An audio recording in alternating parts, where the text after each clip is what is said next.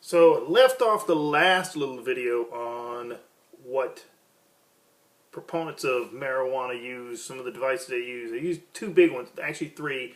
I'd mentioned the whole civil liberties thing, which is, I'll get to that.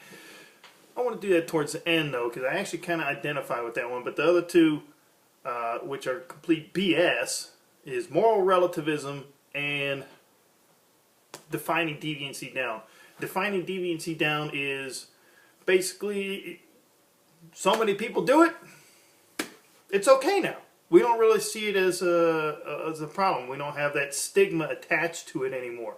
You know what? So many people just cheat on their significant other or their spouse. It's really not a big deal anymore, right? Getting drunk. So many people get drunk. It's not a big deal. Just make sure you remove all the sharp objects around from you if you're going to get drunk. Be drunk responsibly, as if there's some such thing as responsible drunkenness. Just take the car keys away from you and call a cab, call Uber. When it's probably just not a good idea to get drunk. It's probably irresponsible to get intoxicated off anything. Take any number of things that would be deviant, and so many people do it now. You can't stop it. We just accept it, and then that leads to the whole slippery slope thing. Because then what's the next thing, and the next thing, and the next thing, and the next thing, and you get people who are otherwise very conservative, and they fall for the civil liberties thing. And well, it's just going to happen anyway. What right do I have to tell you what to do with your life? I'm trying to be a libertarian. I'm trying to be a small government person. And they don't see the problem, and they have this defeatist mentality. It's going to happen anyway, and you can't stop it. Well, whatever. And that's a defeatist mentality. That is self-fulfilling prophecy. And then you get these people who are like, oh man, like, the war on drugs has failed, man. Like, the war on drugs fails. The failure of the war on drugs.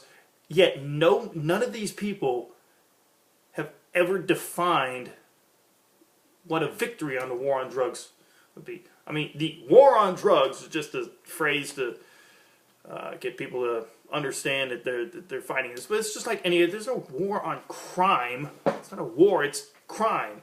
The difference between enforcing laws and a pursuit of the application of laws and stopping crime or punishing crime, and then an actual war. All right?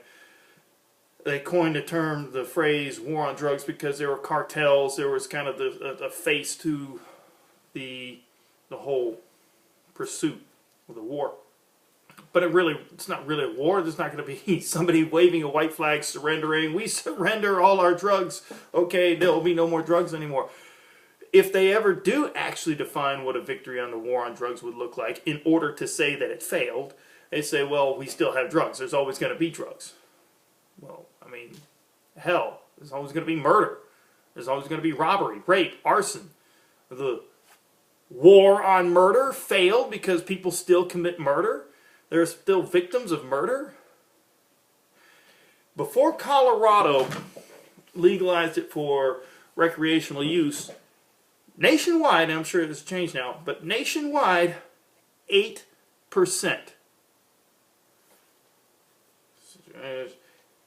8% of the adult population in the United States actively was using marijuana. 8. A single digit number that I can use, not even all the digits on my hand, to represent. 8%. Bounce that off of the number of adults who drink alcohol. I call that a pretty successful law. See, the dirty little secret is prohibition worked. It does work. It worked with alcohol. It drastically reduced the number of people who drank alcohol. And it ultimately worked. Prohibition of alcohol back in the 20s actually had a lot of the effects that the proponents said it would have. The desired effects. Now that gets into another tangent there, and I'd like to get into that, but the other one is moral relativism.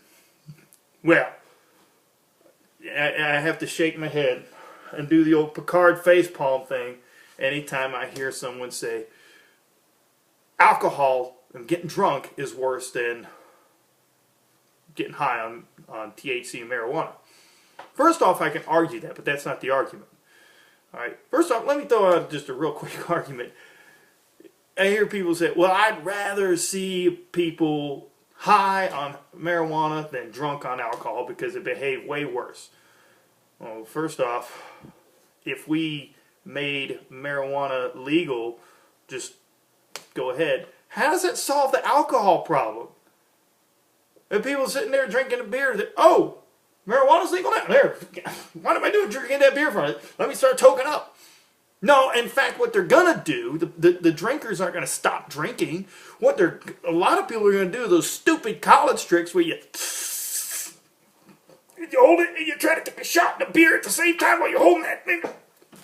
They're gonna combine the two. But what does it take for someone to get stupidly schmammered on alcohol? I can drink a beer or two, most people can, and not get outright blind ass drunk. You take that one little joint, you're getting high. So you're comparing someone who's had, let's take dosages. I think one marijuana joint would probably be, as far as dosage level, equal to one drink. Volume. I'm talking volume, not effect. You're getting high off of that one serving, whereas one drink, one serving of alcohol has very little effect. And it takes you a fifth of liquor to get to that stupid level, absolutely making a fool of yourself, and you're comparing that guy to the people who have one or two joints. Not a fair comparison, I don't think. Right? And then the whole addictability level, yes, marijuana, I mean, common sense is if you're getting high off of it, it's addictive. Cigarettes are addictive. Alcohol's addictive. Tobacco's not even a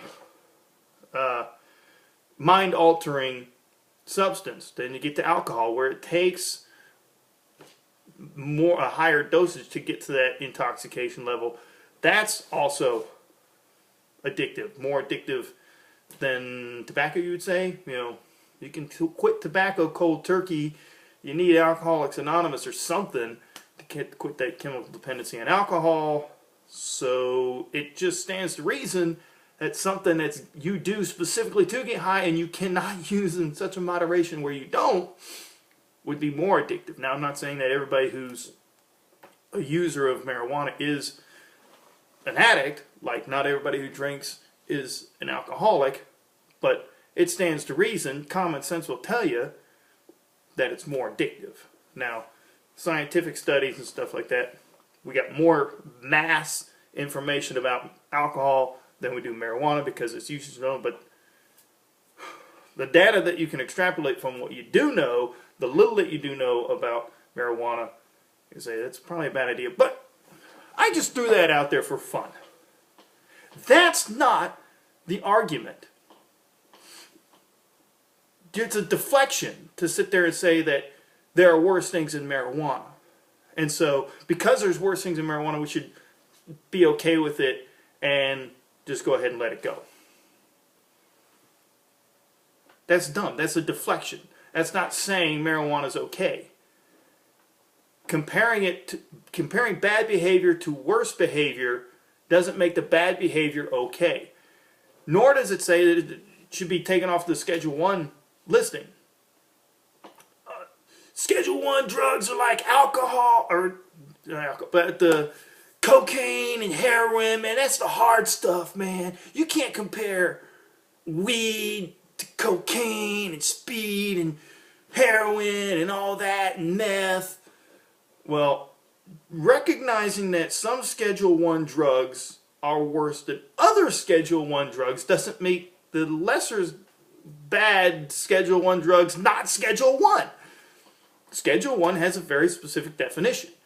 Means it has a high likelihood of being abused and addictive, and no acknowledged medical usage for it. Now I want to use that to dovetail, and just because cocaine's worse, a worse Schedule 1 drug, doesn't mean marijuana, THC, does not meet that standard or that criteria. All right.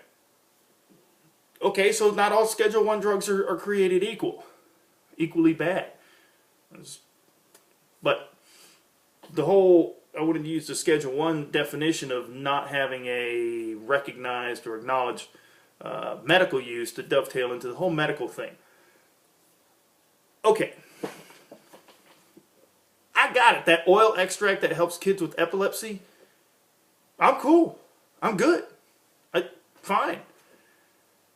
It's the THC, really. And if you really want to get down to it, I'm willing to compromise on something right here.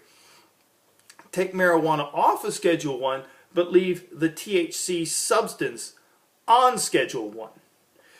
As I understand, and I'm not a subject matter expert on this particular part, but I do understand that there's probably some other extracts, cannabinoid, whatever, that can be extracted out of marijuana plant that doesn't have the THC, that can treat certain things.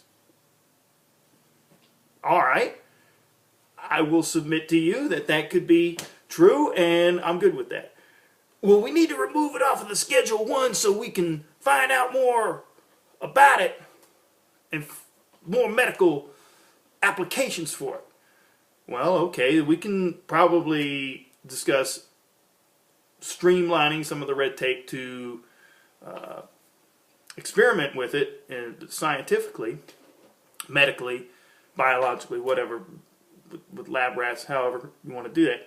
But taking THC out of that Schedule 1 category would be very, very dangerous, because it's the THC that doesn't have any medical application.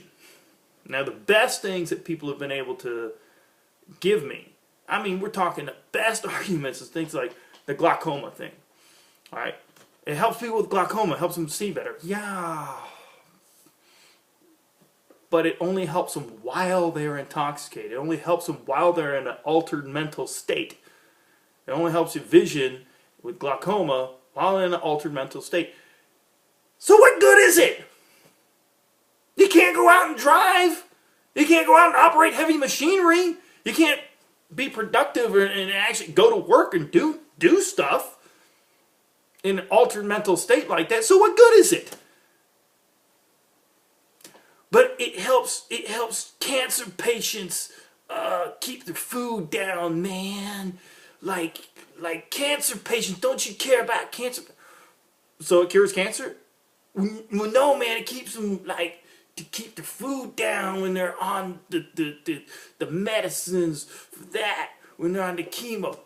So wait, the THC is actually counteracting a side effect of something else that's actually doing the curing, or it's not the thing that's actually curing the cancer. So that's not a medical thing. I mean, it doesn't cure anything. THC doesn't cure doodly squat. All right. Well, neither does codeine. Yeah, but codeine actually does attack and compensate the symptoms of a sickness. THC is not doing anything to the sickness. It's counteracting another drug, the side effects of another drug. All right, and cancer patients, again, reiterate. Put in the comment sections if you've ever heard of cops busting down the door of cancer patients who are smoking weed to eat. You know what? All right, that just turns into a level of, nobody gets pulled over and a ticket written for doing 57 in a 55. It comes down to just prosecutorial application. All right, we got bigger fish to fry than the cancer patient over there trying to keep their food down. All right, the one that really makes me want to punch people in the face, and if you ever meet me and you ever try to tell me this, make sure you're more than arm's length away from me because I'm probably going to want to punch you in the face. It helps vets with PTSD, man. Man, they got PTSD and they need to get high. If I were to make an argument that we should just give vets who've come back from war and they've got PTSD, we should just hand them bottles of alcohol and tell them to get liquored up, you'd laugh your ass off. And then you'd probably want to punch me in the face once you realize that I was being serious. Hypothetically. Because I would never do that. Alright? To sit there and say, here man, take this joint and get high and forget about your PTSD. Again, that kind of goes back to the glaucoma thing. It would be ineffective because it only would help them while they're in an altered mental state. And they come out of that altered mental state and their problems are still there. And so they need to go back to that altered mental state. And those people who have PTSD fall in a category of much more likely of becoming abusers of it and addicts, like they do with alcohol, than anybody else, or any other mind-altering drug. PTSD is, in the terminology of computers, it's a software problem. And introducing any kind of drug is altering the hardware in the brain. The actual physical working, the physical operation. That's not the way you treat PTSD. I understand there might be some antidepressants that they would prescribe short term while they're undergoing psychological counseling. The counseling and reprogramming software, which is what has gone wrong, is what they need. That's what they need. Not drugs.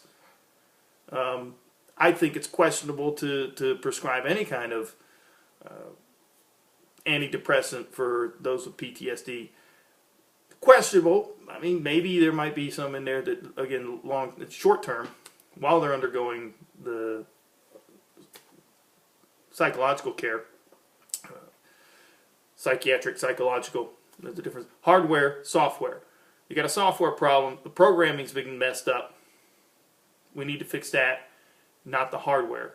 Introducing drugs, you're just doing the hardware.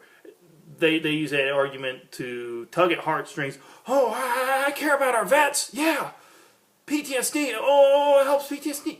And again, any type of critical thinking will tell you it doesn't. It's stupid. Stupid. So, the whole medical thing, you know what?